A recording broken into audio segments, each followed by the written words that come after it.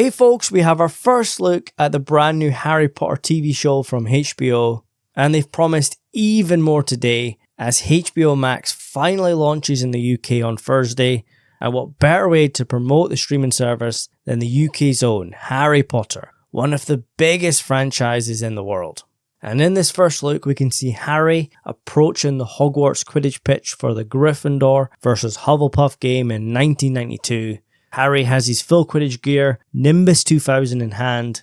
Of course, this match never appeared in the films, and to be honest, there was no point because we've already seen the Slytherin match at this point, and a second Quidditch game would almost feel like repetition. But for a show that is promising a faithful adaptation, there's no excuse to cut stuff like this. Instead of 2.5 hours, they have almost 8 hours to adapt. A very short book in Philosopher's Stone, or for you guys in America, the Sorcerer's Stone. So the inclusion of the Hufflepuff game is very much appreciated. Like I said, this game happens in February 1992. It is refereed by none other than Severus Snape, who at this point Harry still believes is out to get him after what went down during the Slytherin match, and the result sees Harry catch the snitch, end the game, Gryffindor win 180-20. So let's break down some of the more important details. As I said, we can see Harry in his full Gryffindor Quidditch robe, number 7 on his back, a very special and somewhat magical number in the wizarding world. We have our first look at the Hufflepuff and Gryffindor house crests and their colours, but for some reason there's also a Fred and George Weasley banner. And remember, Fred and George are part of the Gryffindor Quidditch team where they're both beaters, whose main job is to protect the other players from the bludgers. And remember, Fred and George are practical jokers, so maybe they're just having a bit of fun, maybe they're playing mind games with the Hufflepuff players. So this is Harry's second game, and as we all know, he's in possession of the Nimbus 2000, which is the best broom at the time. And I'm really digging the 90s fashion and vibe. The films themselves honestly feel like they're set during the early 2000s when they filmed them, so a very faithful 90s setting is very much appreciated, and helps define the show's aesthetic, and kind of makes it look different than what's came before. There will be similar elements to the films, there's no escaping that. Hogwarts Castle will look very, very familiar, but I think one of the first tasks this show had was to make it stand out from the films. So they have 8 episodes to cover Philosopher's Stone, and I'm interested to see how they all fit it in. The Slytherin match is crucial to the story, involving Harry's relationship with Snape and also Professor Quirrell. It's an iconic moment, it's Harry's debut game, that it'll have to be shown in full. The Hufflepuff game could possibly be shortened down. I don't think you have to show more than one Quidditch game, so maybe we'll only see the beginning and the end of this match. Maybe we see Harry approach the stadium, then we see him catch the snitch, or celebrate the victory. And of course the Ravenclaw game at the end is off screen because Harry at this point is in the hospital wing after what happened in the chamber down below against Professor Quirrell. And I don't think you have to show any match that doesn't involve Gryffindor. I know this show will be more than just Harry's point of view, but I think that would be redundant and I think that's over the top.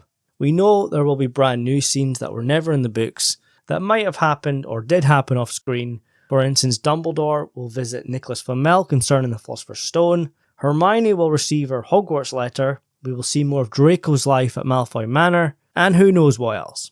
But even though they have 8 episodes, let's say 7.5 hours, which is far more than just the 2 hours they got for the films, it's not unlimited time. Philosopher's Stone is a short book, they were obviously going to pad it out, but I don't think they can waste too much time with new material at the expense of what's written down on page. I think they have to be very, very careful here. And the later books might have fewer new material, as they're much longer, and if you think about it, 8 episodes for Order of the Phoenix or Deathly Hallows, that has to be a tight squeeze. Whereas 8 episodes for Philosopher's Stone, they have a lot more wiggle room. They just have to make sure it doesn't take away from Harry's first adventure. So as I said, we do expect more today. Honestly, I think we'll get a teaser trailer, maybe about a minute long. They'll probably show off the Golden Trio. Maybe some characters like Hagrid and Dumbledore that have already been seen. I just want to know if they have the guts to show us Snape. And of course, we'll cover that later today. But I'm not going to give you guys an over-the-top reaction here. I think it looks good, different, but at the same time, instantly recognisable. It's no secret HBO have put a lot of money into this Harry Potter show. Harry Potter is one of the most profitable brands in the world. And no doubt, whatever teaser drops today will get millions of views and have people talking all over the world, both for good and the bad. I know not everyone's on board with this show. Some feel it's too soon, some people don't trust the writers to stick with their promise of adapting a faithful Harry Potter show. Some just can't see past the movies, and others won't budge on the casting of Snape. I'm still on the fence. I'm not a fan of the casting of Snape, and some of the details they revealed behind the scenes, some of the new scenes, but I will reserve judgment until I actually see it myself. Unfortunately, I'm not one of the lucky influencers who was invited to the set by Warner Brothers, who of course loved it all. Who wouldn't love a free trip to London to see something before everyone else, all whilst filming content to make even more money from? And it reminds me of the Rings of Power superfan video. But unlike Rings of Power superfans, I have no doubt these Potter people are fans, they're genuine fans. But at the same time, I'm not really interested in their reactions. At the end of the day, it's their job. They are not going to say anything bad which might cost them their access. And many of these influencers normally have to add a disclaimer to their content saying they don't support J.K. Rowling, but they're more than happy to make a living off her story.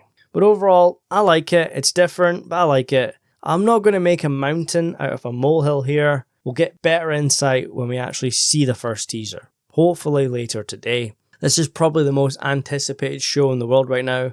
Millions and millions of us grew up watching Harry Potter. For kids born in the 90s and early 2000s, Harry Potter was the defining story of their generation. And even almost 20 years after Deathly Hallows in 2007, and 15 years since the films concluded in 2011, the brand is ever expanding, with new attractions and theme parks all over the world, the studio tour down in Watford, all the brand new merch, the Cursed Child play, the Fantastic Beasts films, Hogwarts Legacy, and now this. They have to know they can't screw it up. They have hundreds of millions of dollars on the line, and more importantly, the reputation of the brand.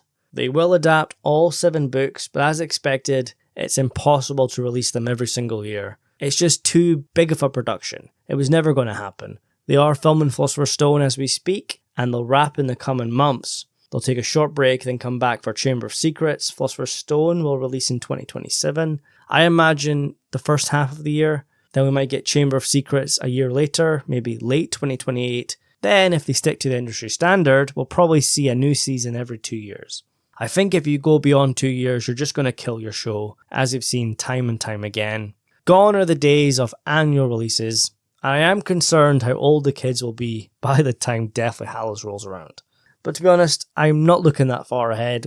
We can't look beyond Philosopher's Stone. They have 8 episodes to lock fans in and achieve something similar franchises have failed to do in recent memory. Not lose half their audience and get cancelled halfway through. But guys, let me know your thoughts on the Harry Potter first look. Do you like what you see? What do you want to see later today? Anyways guys, thanks for watching, take care, and I'll see you soon.